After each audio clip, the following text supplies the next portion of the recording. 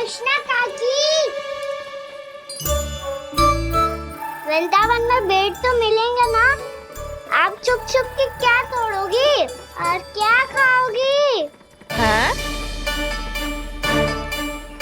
तू हमेशा मेरे भोजन के पीछे क्यों पड़ जाता है रे? क्योंकि मुझे पता है आपको भूख लगती है तो आप और भी भयानक हो जाती हो।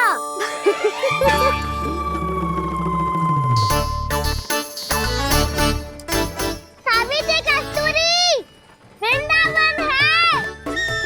वृंदावन में बगीचा ना है। कान्हा, फिर तुम दोनों सबकी चुगली कहाँ बैठ के करोगी?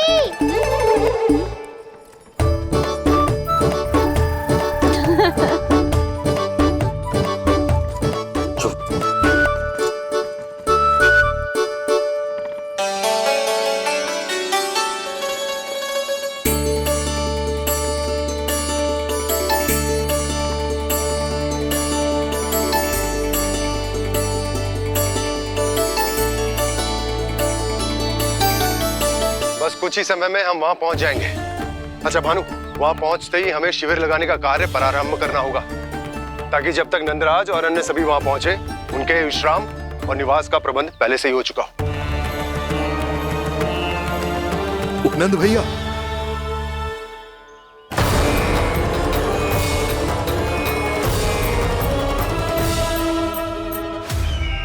तुम सत्य कह रहे हो ना दुर्जन?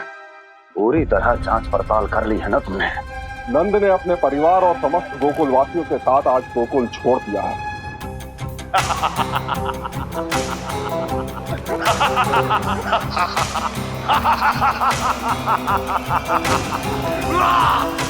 आपको प्रसन्न देख के मैं भी बहुत प्रसन्न हूँ महाराज। पर आपके इस अट्टहास का कारण क्या है? जिसके कारण इतने वर्षों तक मैं चिंतित रहा। ओ विष्णु अवतार! एक साधारण से सूखे से भयभीत हो गया, भेड़ियों से घबराकर भाग गया वो प्राप्ति। इसका अर्थ है कि यह प्राप्ति वो विष्णु अवतार बहुत ही दुर्बल है। यदि उसमें सामर्थ्य होता तो वो अपने प्रिय गोकुलवासियों की रक्षा के लिए अवश्य कुछ ना कुछ करता।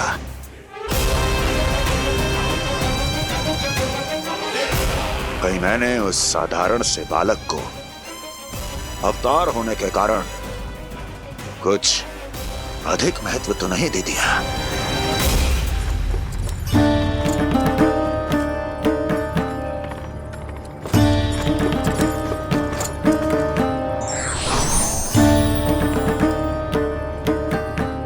क्या हुआ पूर्णा? क्या सोच रही हो?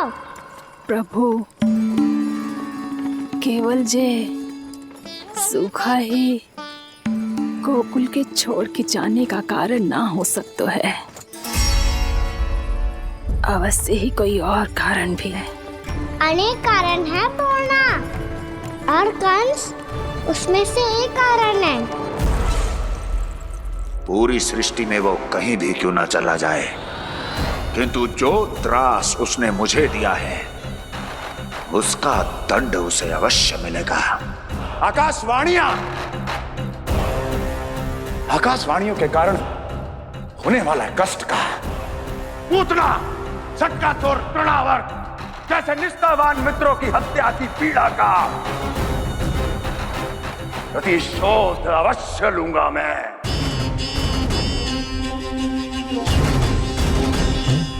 दुर्जन,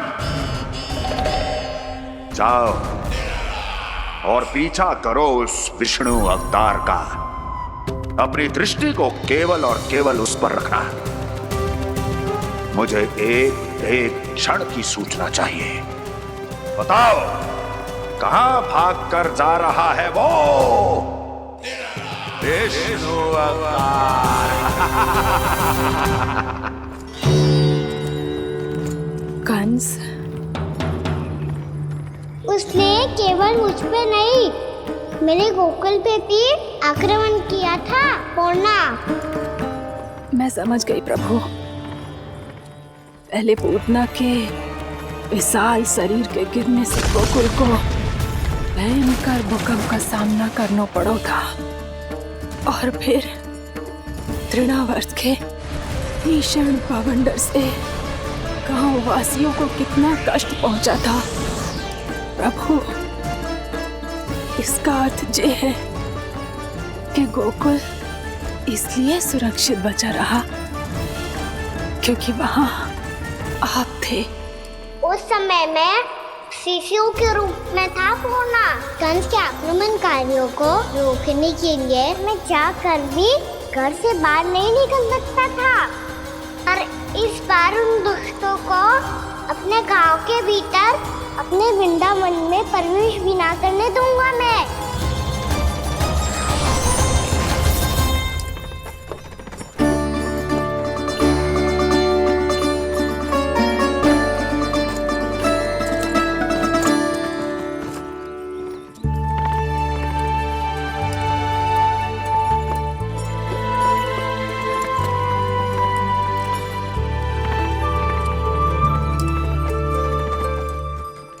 भैया देखो हम आ गए, भैया देखो हम आ गए, भैया हम गोकुल वापस आ गए भैया।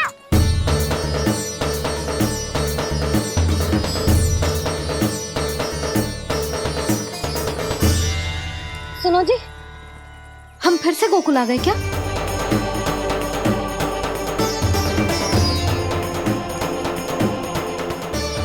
जी मेरा स्वप्न तो ना है। ना, हम तो उसी मार्ग पर जा रहे हैं जो उपनंद भैया ने बताया था। ये तो बिल्कुल गोकुल के द्वार जैसा ही है। कहीं हम पथ भटक कर वापस तो नहीं आ गए?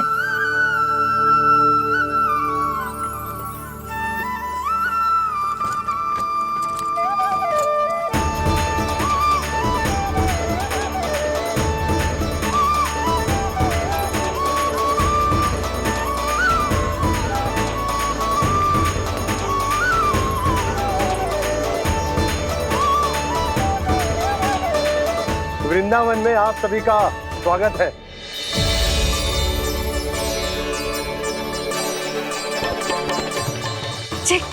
ये कैसे संभव हुआ भैया? आपने इतनी शीघ्र गोकुल जैसा द्वार कैसे बनाती हो? केवल द्वार ही नहीं बहू, देखो पूरा का पूरा गांव ही गोकुल जैसा है। जिज्जी, जिज्जी देखो ना आपने। हाँ, ये तो चमत्कार हो गया।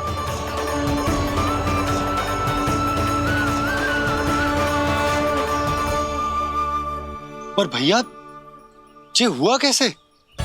हम भी जब यहाँ पहुंचे तो ऐसे ही इसे देख के भौचक के रह गए थे, पर फिर हमें कोई मिलो।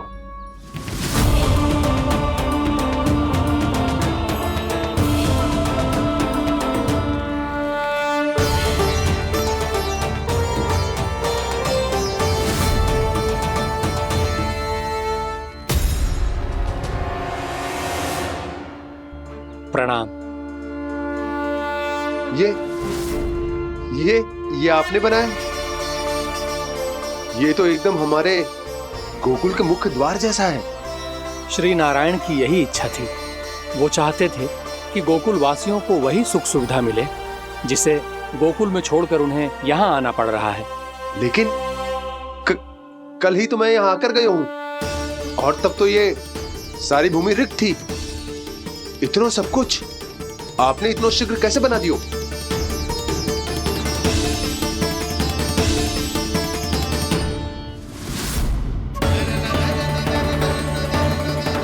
श्रीमान, फिर न जाने वो महापुरुष कहां चले गए। हमने बहुत ढूंढो भी उन्हें, लेकिन वो मिले नहीं।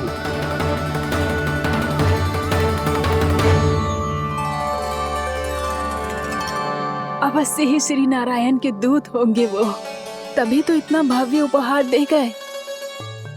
यशोदा जी, वो देखो मेरा घर बिल्कुल गोकुल जैसा ही है ना? भाभी, वो देखो मेरा घर बिल्कुल गोकुल जैसा है ना?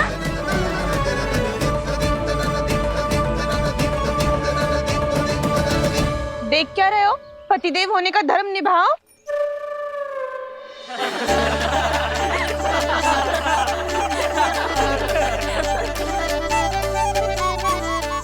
लल्ला, यशोदा तुम कहाँ चली? अपना घर देखने। चल।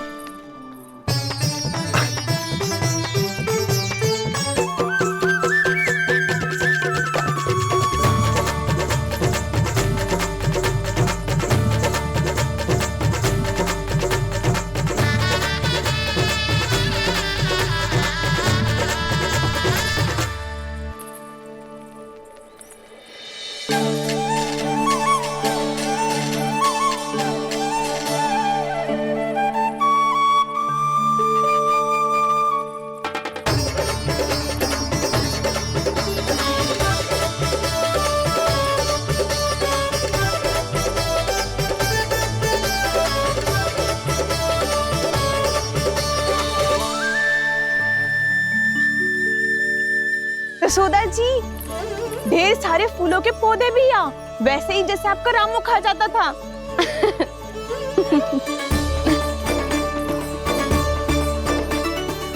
जिज्जी, जे रहो आपका घर। इस घर जे की अगला घर मेरो है।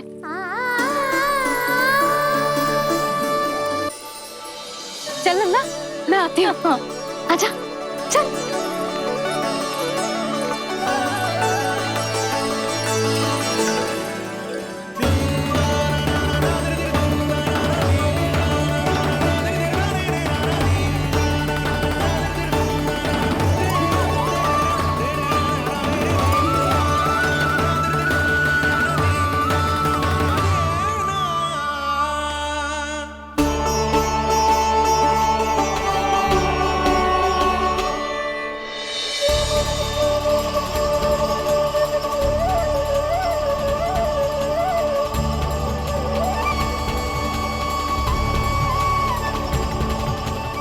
नंद भवन लिखी हुई सिलो, ये यहाँ कहाँ से आई? बाबा, जहाँ हम होंगे वही तो नंद भवन होगा, चाहे गोकुल में हो या कहीं और।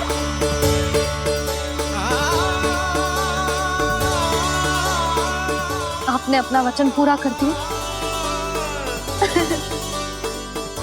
मैंने कछु ना किया यशोदा, ये सब तो श्री नारायण की कृपा है।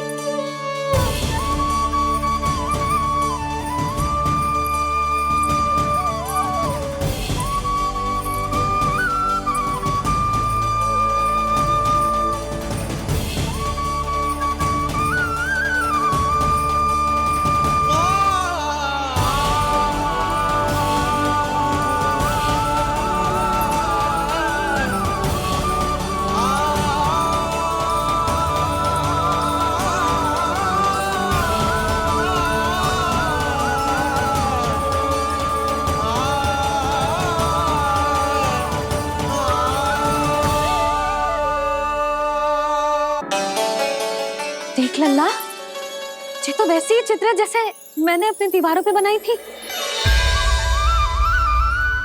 और ये भी वैसे ही अधूरी है। तब तो मैया हमें इन चित्रों को पूरा करना चाहिए।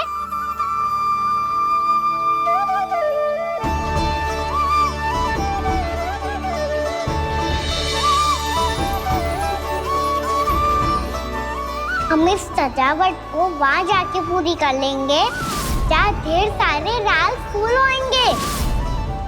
आओ ना मैया, ये चित्र पूरा करते हैं।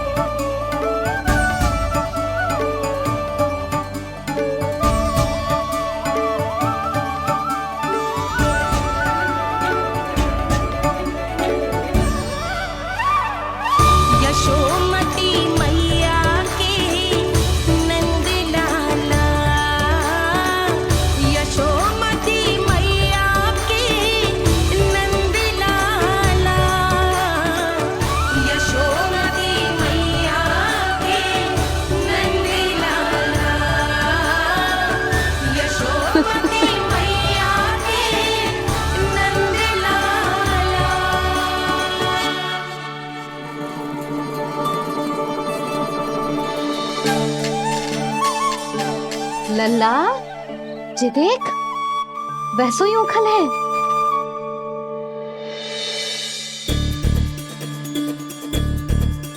मैं भी हूँ, ओखल भी है, पर मेरा फिर से डर लेने का कोई विचार ना है मैया।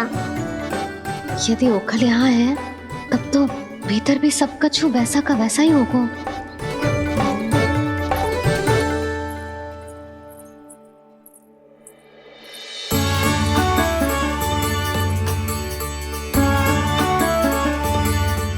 वही पलंग, वही बिछौना, सब कुछ तो वैसा ही है।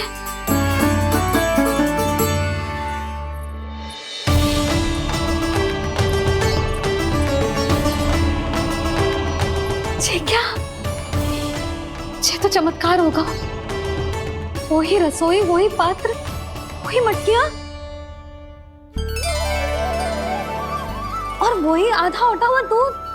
छे! और वही पुरानी यशोदा भी।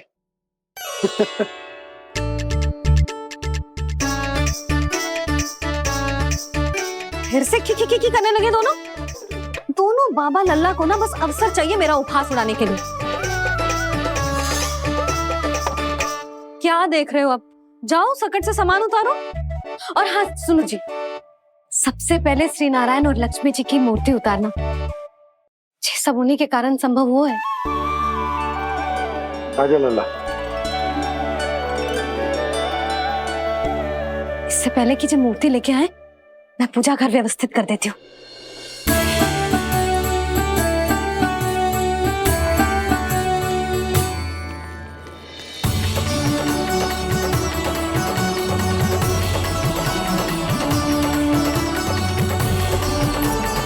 अरे स्वच्छ करने के लिए वस्त्र तो लाना भूल ही गई।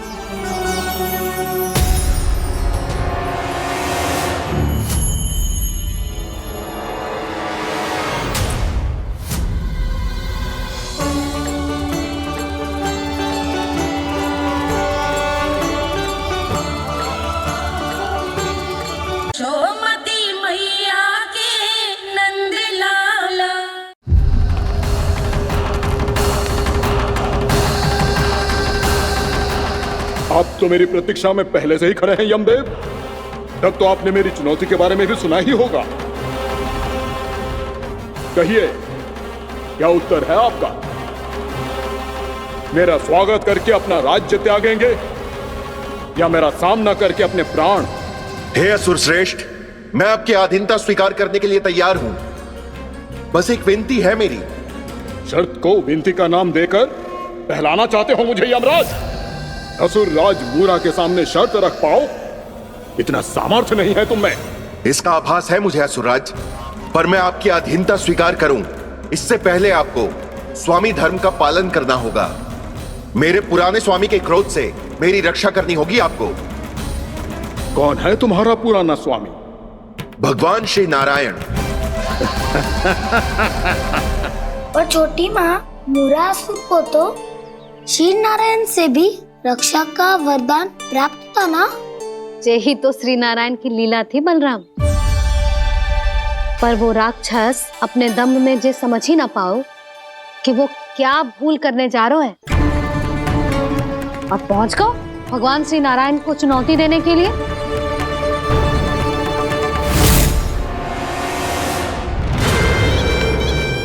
वहीं ठहर जाओ असुर राज मोरा।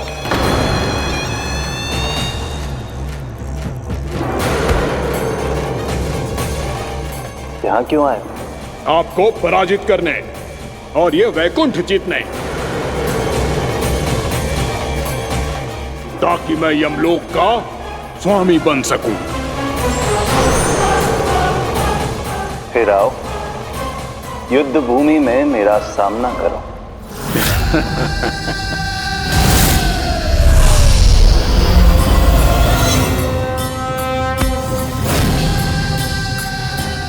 ये नहीं जानते कि इनसे ना हारने का वरदान तो मैं पहले ही प्राप्त कर चुका हूं।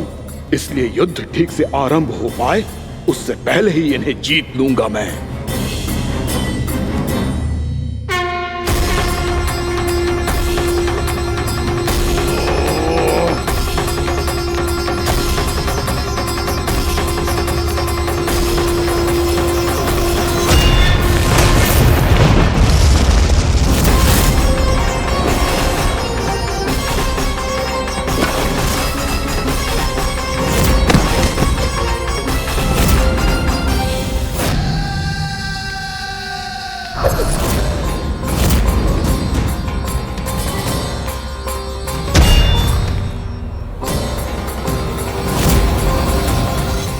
इस प्रकार जे युद्ध वर्षों वर्षों तक चलता रहो। दोनों योद्धा पूरे ब्रह्मांड में अनेक अस्त्रों शस्त्रों के साथ युद्ध करते रहे।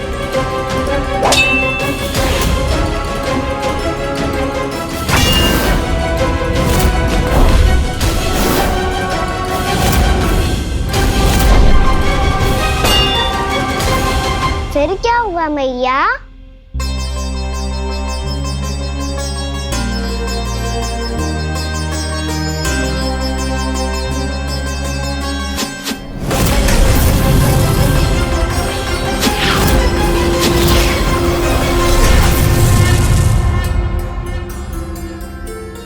उस युद्ध को कभी समाप्त हुआ हो, पर कैसे?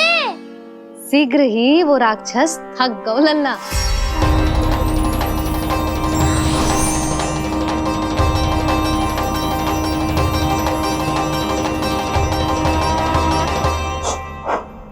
खड़े खड़े देख क्या रहे हैं नारायण? आक्रमण कीजिए,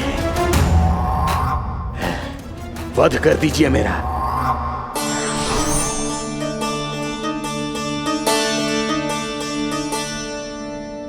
मैं तुम्हारी वीरता से प्रभावित हूं, इसीलिए इतनी थकान की स्थिति में मैं तुम जैसे वीर पर आक्रमण नहीं करूंगा। जाओ विश्राम करो। यदि फिर से युद्ध करने की इच्छा हो तो तुम्हारा स्वागत होगा।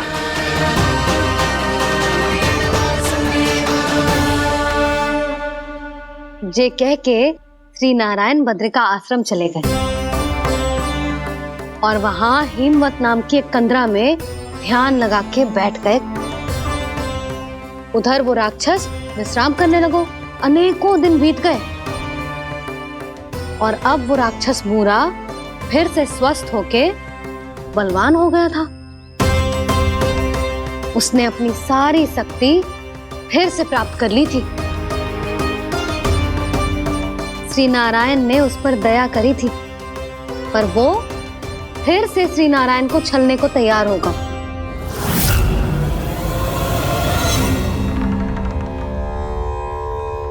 ध्यान में बैठे बैठे श्री नारायण योग निद्रा में चले गए, पर दुष्ट मूरा इसी अवसर का लाभ उठा के उनकी कंदरा में घुस आयो ताकि वो सोते हुए श्री नारायण पे आक्रमण कर सके।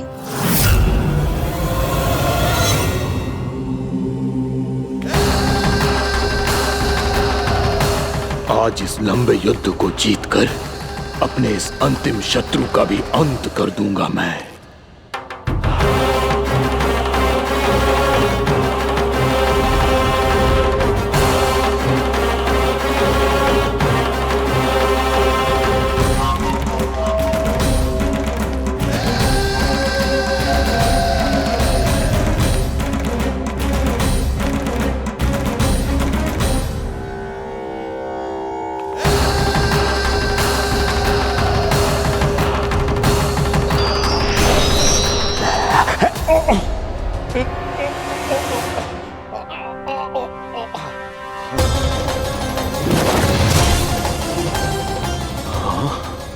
दुष्ट राक्षस, प्रभु ने तुझ पर दया की, तुझे संभलने का अवसर दिया। तू इन्हीं पर ही छल से वार करने चला है।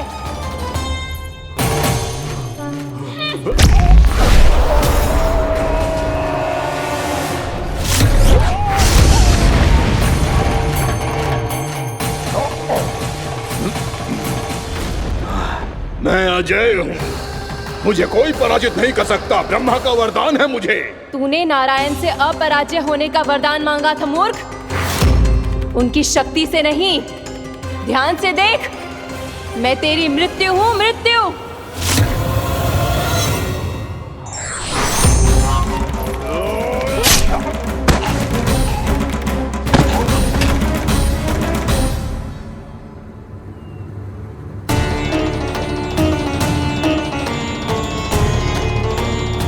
वो देवी कौन थी छोटी माँ?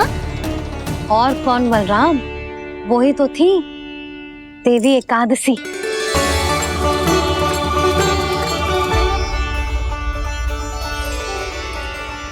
मुझे क्षमा कीजिए प्रभु, आपकी आज्ञा के बिना ही युद्ध करके आपके शत्रु को मृत्यु के घाट उतार दिया। क्षमा नहीं, आपकी तो प्रशंसा होनी चाहिए देवी।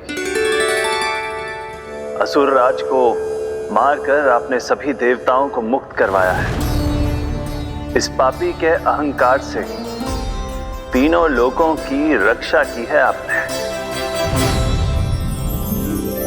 आप एकादशी की तिथि पर मेरी एकादश इंद्रियों से उत्पन्न हुई हैं। इसीलिए मेरे सभी भक्त आपको उत्पन्न एकादशी के नाम से जानेंगे। सभी तिथियों में आपका स्थान सर्वश्रेष्ठ होगा। जिस तरह आपने राक्षस के आक्रमण से मेरी रक्षा की है, उसी प्रकार एकादशी के दिन व्रत करके जो भी भक्त आपकी कथा सुनेगा, मैं स्वयं उसकी रक्षा करूंगा। जो आपकी पूजा करेगा उसे मेरी विशेष कृपा प्राप्त होगी और उसके साथ साथ उसे मिलेगा धन, सिद्धि और मोक्ष।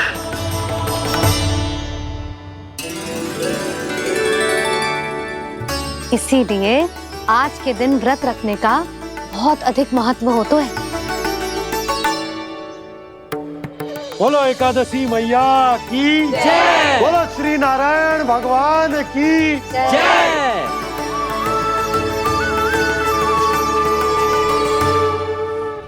प्रभु की कृपा से एकादशी का महत्व भी पता चल गो और मेरा व्रत भी सफल हो गो। अभी नहीं भूला राम, एकादशी का व्रत पूरी तरह तभी सफल होता है जब द्वादशी के दिन उसे पूरा किया जाता है।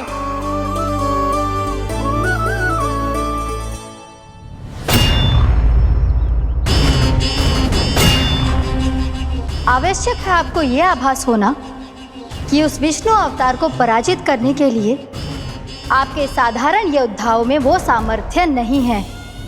वो विष्णु अवतार कुछ अधिक ही असाधारण है।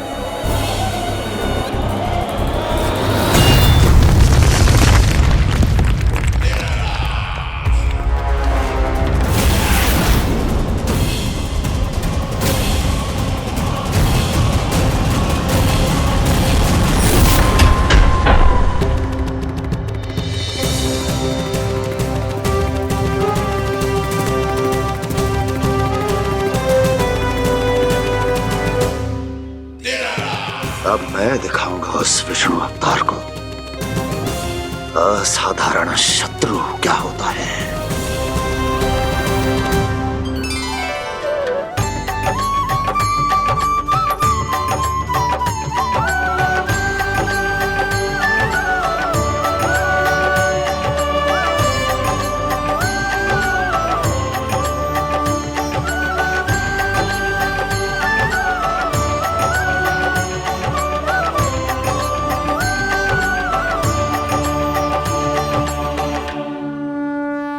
मामा अधीर हो रहे हैं, पर मैया ने मुझे अभी तक बाहर जाने की आज्ञा नहीं दी है। अभी उन्हें किसी और राक्षस को यहाँ भेजने से रोकने के लिए मुझे ही कुछ करना होगा।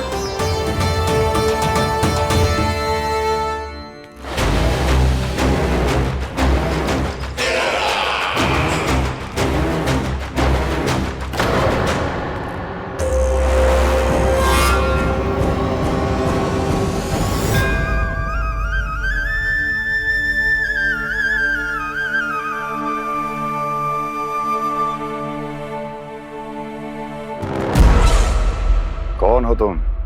बचपन से ही मुझे मारने का सपना देख रहे हैं, फिर मुझे ही नहीं पहचानते।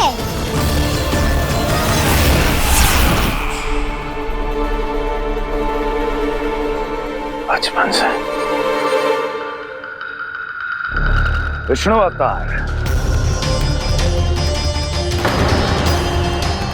कोई कान्हा बुलाता है तो कोई मुरलीधर पुकारता है, कोई माखन चोर कहता है, कोई कहता है चिच्चोर।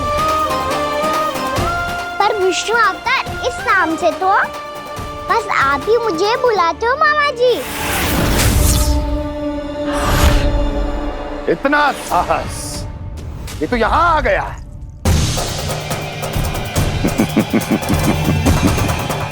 यहां आ तो गया तू विष्णु अवतार, किंतु यहां से जीवित नहीं जाएगा।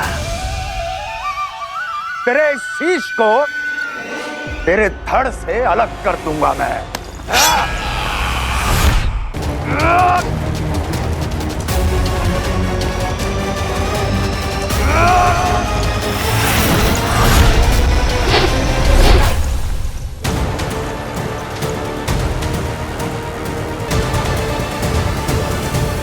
वहाँ कहाँ देख रहे हो मामा जी? मैं तैयार हूँ।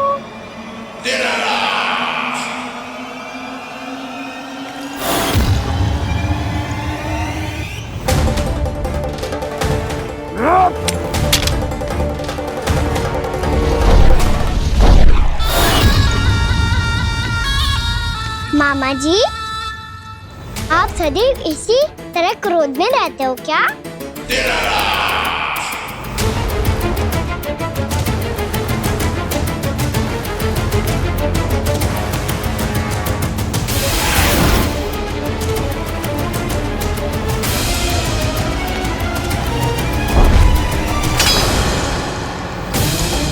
छोड़ छोड़ मेरी तलवार को। छोड़ो तो तब जब पकड़ा हूँ।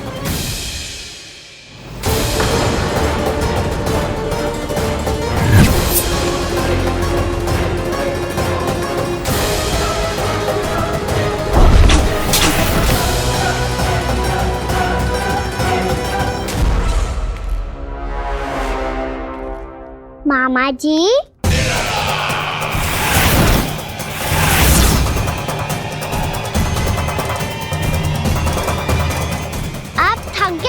थोड़ा विश्राम कर लो। आपका तो पता नहीं, मैं अवश्य थक गया हूँ।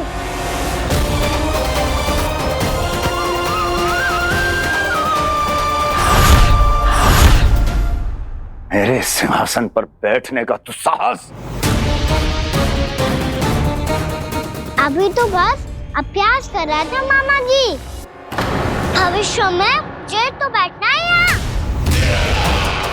आपने बल प्रयोग करके से अपने पिताजी से छीना था। मैं आपसे छीन लूंगा। जो छल और बल से लिया जाए वो अधिक समय तक टिकता नहीं है मामा जी।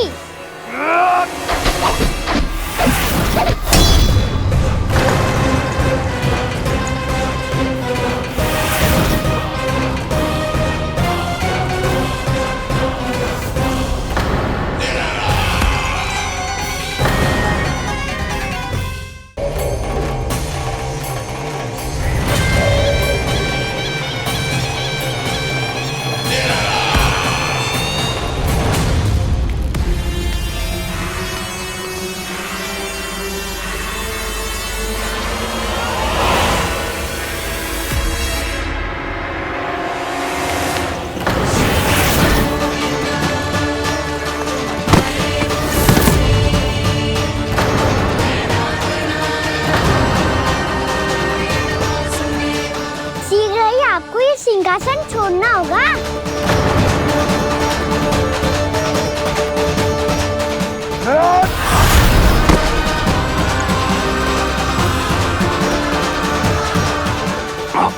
वो मेरा सिंहासन छीनना चाहता। वो आ रहा है, वो आ रहा है। सैनिकों! दुर्जन, बंद कर दो सभी द्वार और घरों के, सबके सब। इसकी हर संभावना पर इतना कड़ा पहरा बिठा दो कि ना तो कोई महल के भीतर आ सके, ना कोई बाहर जा सके। मुझे महल की चप्पे चप्पे की सूचना चाहिए। जाओ।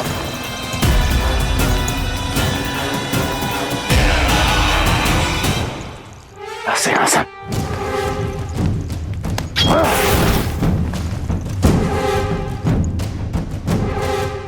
अब आ, दुष्ट मायावी, ए छलिया विष्णु अवतार, मैं कंस तेरी प्रतीक्षा कर रहा हूँ। देखता हूँ मेरे सिंहासन पर कैसे बैठता है तू। मुझे तो बस कुछ समय चाहिए था, वो मिल गया। अब करते रहिए आप प्रतीक्षा।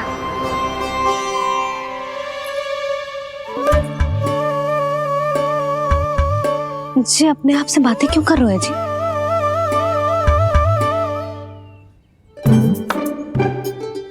आप मुस्कुरा क्यों रहे हो? ना कछु ना। बताओ क्यों मुस्कुरा रहे हो? तुम्हीं पर गए हैं जी। जब तुम व्रत करती हो तो तुम भी ऐसा ही करती हो। इसी प्रकार भूख अधिक लगने पर अपना ध्यान भटकाने के लिए स्वयं से ही बड़बड़ाती रहती। होगा। आपको तो बस मेरा उपहास उड़ाने के लिए बहाना चाहिए।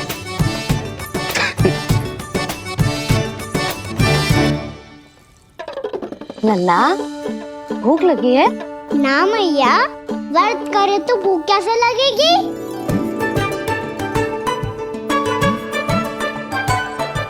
यदि लगी हो तो छोटे बालकों को थोड़ी बहुत भूल चूक क्षमा होती है। कछु ना तो फल तो तू खा ही सकते है। अब तो पूरे नियम और विधि विधान से व्रत तोड़ूंगा। कल द्वादशी के सुबह मुहूर्त के अनुसार। ठीक।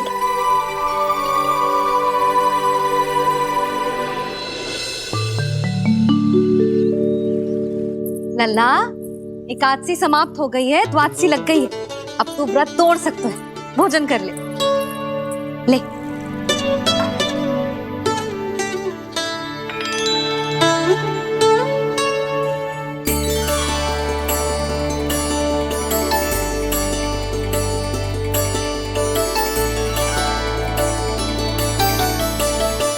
आज तो कार्य कर लीजिएगा।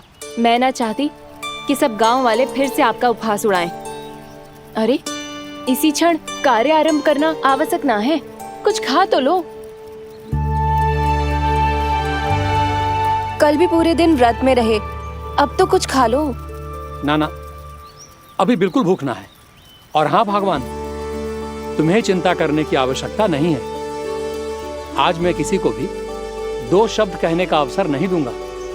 अरे कुछ खाओगे पियोगे नहीं तो कैसे रहोगे?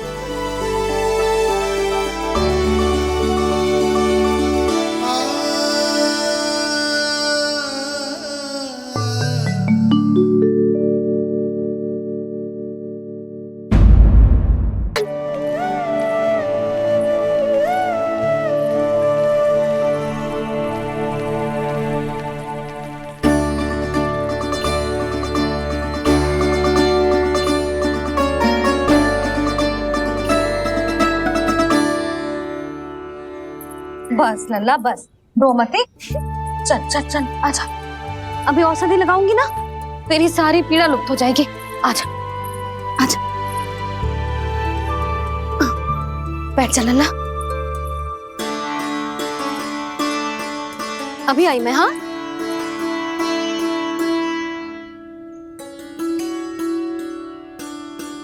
मैया। अरे तो अभी तक रो है? क्या कह रही थी सारी गोपियां? बता। के मेरा लल्ला श्री नारायण का अवतार है।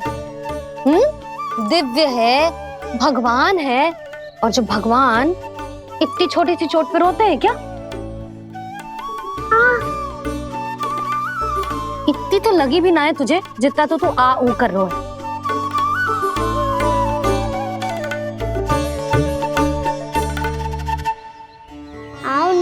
करूंगा।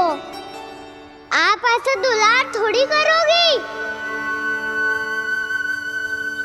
ओहो, वृंदावन का गौपालक जो इतनी छोटी सी चोट पे रोता है ना?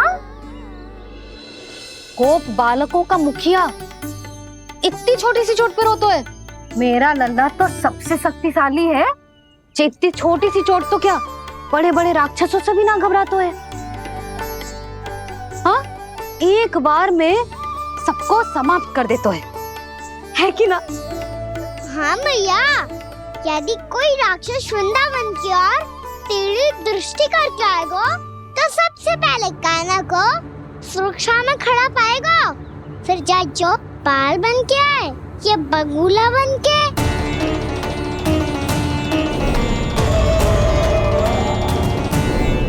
ना लल्ला, सोचो भी मती। वृंदावन की सुरक्षा करना तेरा दायित्व ना है। तुझे और कोई संकट का सामना करने की आवश्यकता ना है। अभी तो मेरी पीड़िता का हरण कर रही थी, अचानक से क्या हो गया मैया को? कोई आवश्यकता ना है तुझे ऐसे संकटों का सामना करने की। आने दे आज तेरे बाबा को, सीधा सीधा बोल दूंगी। बहुत हो गए उनके तर्क वितर्क। मेरा फूल सा लल्ला वन में अकेले गौचारण के लिए ना जाए को। आज बगुले ने निकल लियो, कल कछु और हो जाए तो नारायण ना करे, कहीं कछु ऊंच नीच तुझे कछु हो जाए तो मैं तो जीते जी मर जाऊंगी।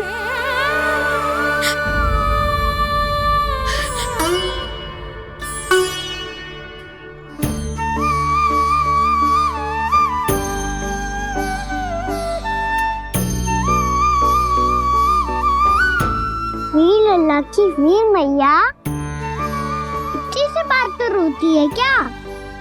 क्या करूं कान्हा, तुझे ऐसे बार बार संकट के मुंह में जाते हुए ना देख सकती मैं। तो फिर मैया मैं वचन देता हूँ, आज के बाद मैं गौचारण के लिए तभी जाऊंगा जब आप आज्ञा दोगी। पक्का? छल ना करेगा ना मेरे साथ? मैंने कब छल करो मैया? अच्छा ठीक है, ना करूँ छल। यदि आपसे पूछे बिना बाहर निकलो तो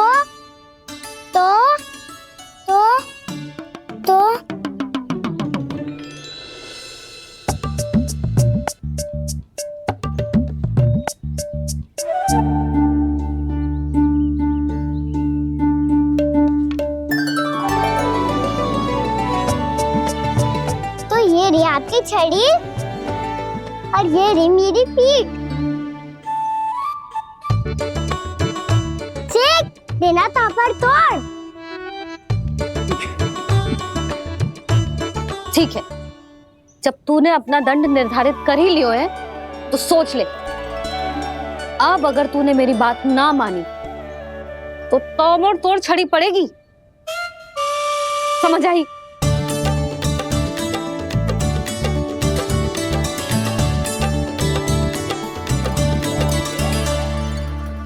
अच्छा ही है कि कान्हा कुछ दिन घर ही रहे। आज वन में जो हुआ है अवश्य कंस ने ही करवाए हुए वो सब।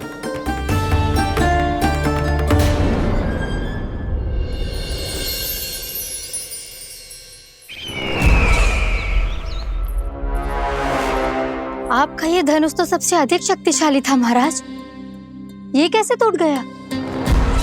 कहीं ये बकासुर की पराजय का संकेत तो?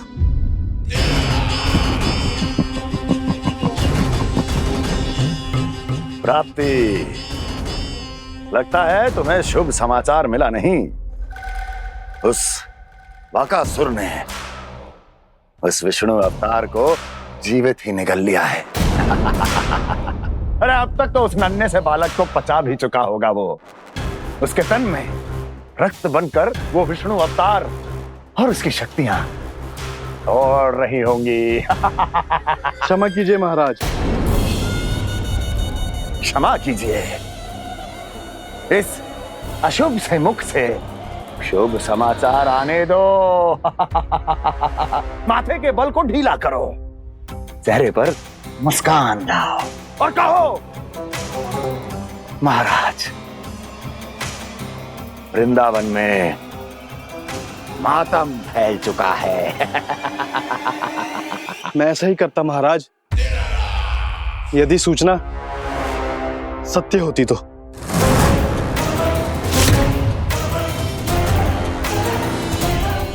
कहना क्या चाहते हो?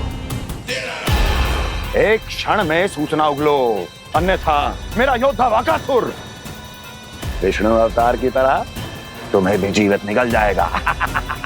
आने दो। बकासुर मारा गया महाराज, बकासुर मारा गया महाराज, बकासुर मारा गया। बकासुर मर चुका है? असंभव। असंभव। बकासुर ने उस बालक को निगल तो लिया था, पर उसकी सुरक्षा करने के लिए सभी देवता वहां प्रकट हो गए, पर फिर भी कोई बकासुर का सामना नहीं कर पाया। और फिर क्या हुआ? वो बालक स्वयं ही बकासुर के उदर से बाहर आ गया और उसकी चोंच तोड़कर उसकी हत्या कर दी।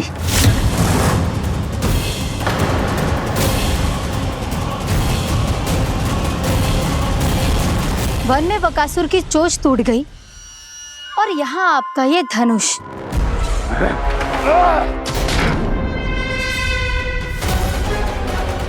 केवल नहीं टूटा तो आपका ये भ्रम महाराज। क्षमा कीजिएगा महाराज, आपका भ्रम टूटना आवश्यक है।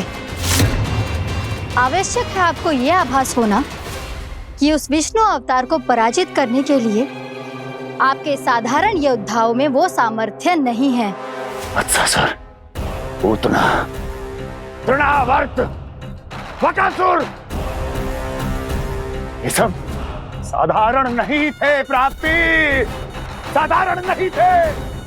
फिर तो ये और भी अधिक चिंता का विषय है महाराज, क्योंकि इसका अर्थ तो यही हुआ कि वो विष्णु अवतार कुछ अधिक ही असाधारण है और उसका सामना करने के लिए और उसे मिट्टी में मिलाने के लिए आपको एक ऐसे अस्त्र की आवश्यकता है जो उसके सामने ना झुके और ना ही टूटे।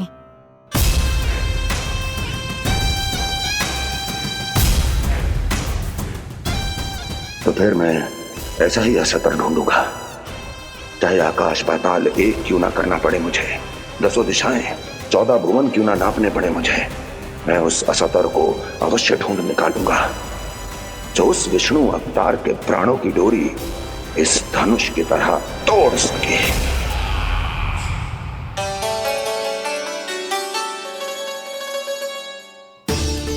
थैंक्स पापा, मैंने मैया को वचन दिया है कि जब तक नहीं चाहेंगी मैं वन नहीं जाऊंगा, इसलिए आप मुझे मारने के लिए कोई शक्तिशाली असुर ढूंढने में व्यस्त रहो।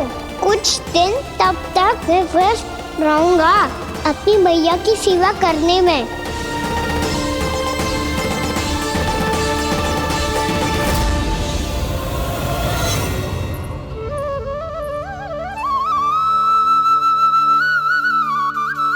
लो मैया, तुलसी जी को चढ़ाने के लिए जल।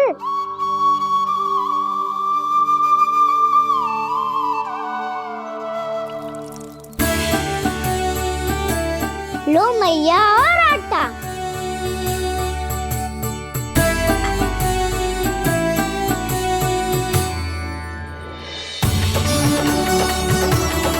लो मैया, बेलन।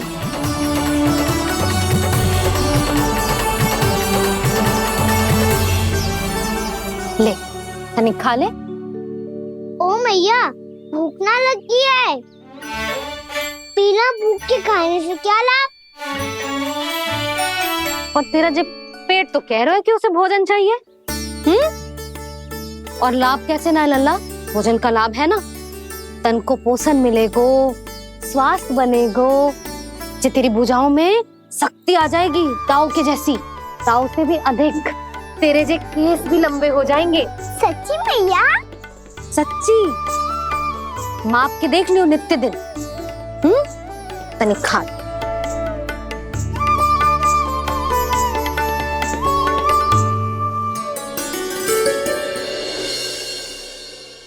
मान के मैया का कहना, छक के भोजन खाते हैं,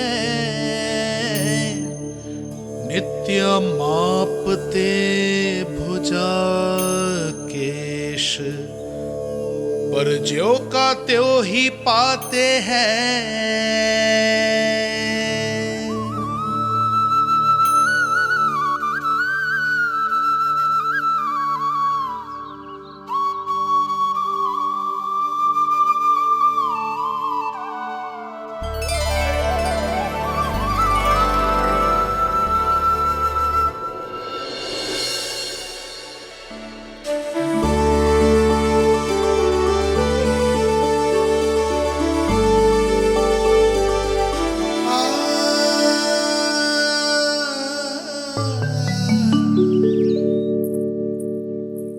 ले लल्ला, फल खा ले। ना, मुझे ना खाने फल वल।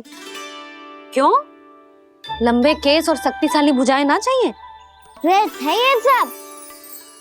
पिछले 10 दिनों से देख रहा हूँ, ना केस लंबे हुए हैं, ना भुजाएं शक्तिशाली बनी है।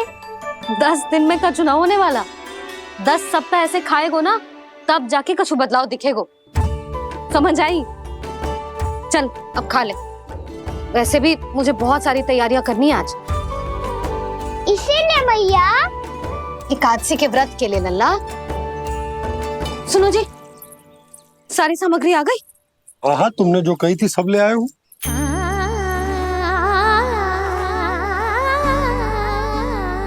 इसमें नारियल तो है ही ना, उसके बिना मैं एकादशी की पूजा कैसे करूंगी? यशोदा, मैंने भोला से कह दिया, वो लेकर आते ही होगा। घबराओ मत। कैसे ना घबराऊं जी, आपको पता है ना एकादशी का व्रत मेरे लिए कितना महत्वपूर्ण है। पतो है। अरे इसमें तो दिए भी ना है। दिए ना है? अब मैं अभी लेकर आता हूँ। आप रहने दो, मैं ही लेके आती हूँ। भक्त भोला राम के यहाँ से है। भक्त भोला राम? मेरा अर्थ है कुमार भोला यहाँ के यहाँ से। हाँ हाँ, वो ही।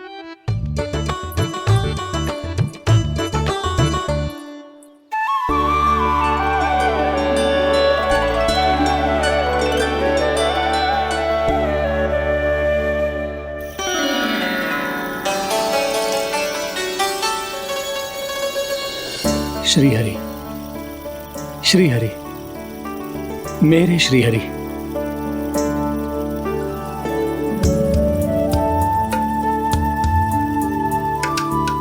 मेरे श्री हरि।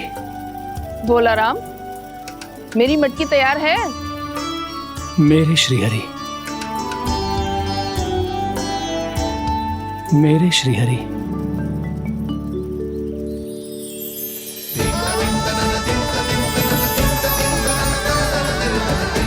भोला राम,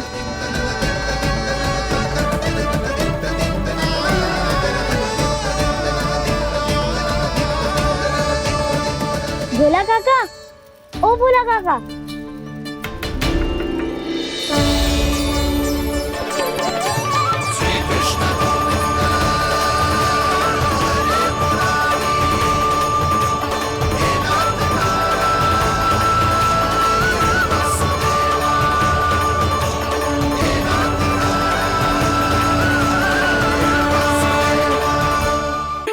श्री हरि प्रसन्न हो गए।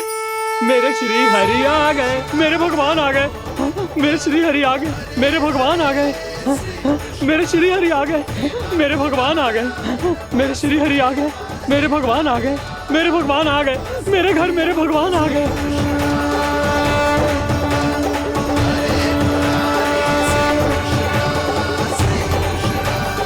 मेरे घर आ गए, मेरे श्री हरि आ गए। हाँ, मेरे श्री हरि आ गए। जे तो बावले थे ही, अब बालकन को भी साथ में मिला लिए। उज्जवल क्या कर रहा है? अरे ठहर जा भोला।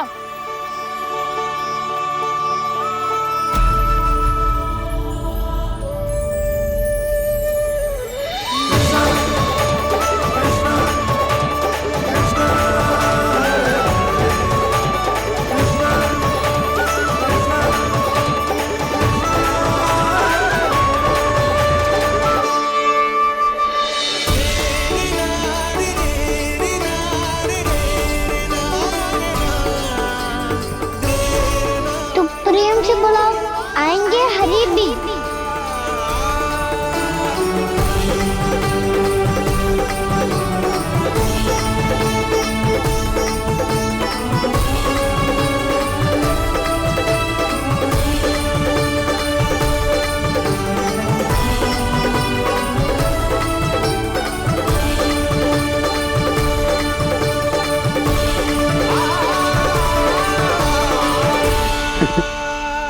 क्या वो गाना?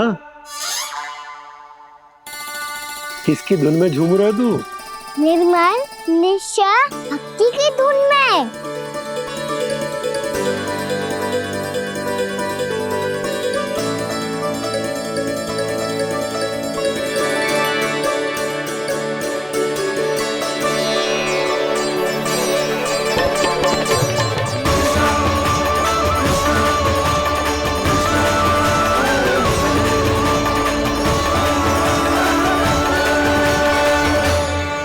अरे क्या हो गया इन्हें? बावले हो गए हैं क्या? ठहरो, कोई आवश्यकता ना है ऐसे बावलों की तरह नाचने की।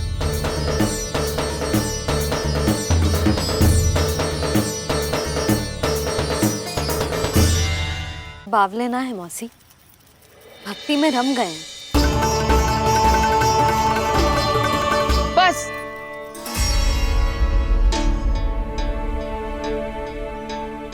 हम सब कब से खड़े हैं यहाँ, पर तुम्हें कुछ ध्यान ही रहा है।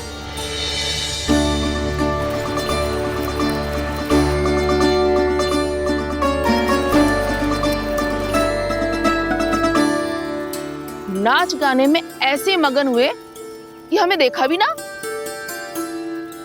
मुझे नाचते हुए देख मेरे श्री हरि को इतना आनंद आ रहा था कि मैं अपने आप को रोक नहीं सका। और वैसे भी मेरे जन्म का एकमात्र उद्देश्य है श्री हरि की सेवा करना, श्री हरि को प्रसन्न करना। तुम बावले हो भोलाराम, या हमें बावला बना रहे हो? श्री हरि और तुम्हें देख रहे हैं? हाँ, अभी वो यहीं थे, देख रहे थे। भोला काका, आपने भी ना अति कर दी। अब हमें भी बताओ तनी, कहाँ थे श्री हरि?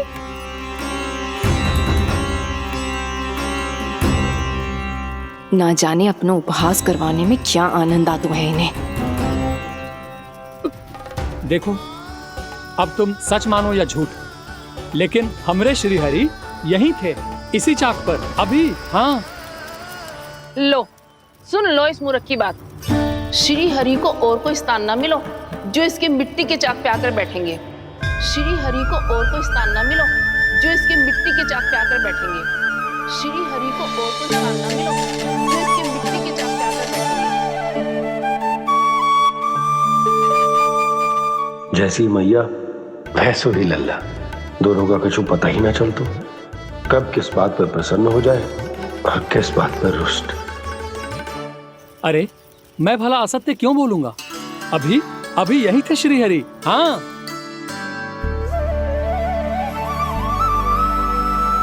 हाँ, जैसे श्री हरि को तो कोई कार्य है ही ना, वो तो आतुर होके बैठे रहते हैं कब तुम हरि हरि बुलाओ और वो दौड़े चले आए। भगवान तो भक्तों के पास आने के लिए सदैव आतुर रहते हैं। बल्कि सत्य तो यह है कि भक्तों के मन में ही निवास करते हैं भगवान।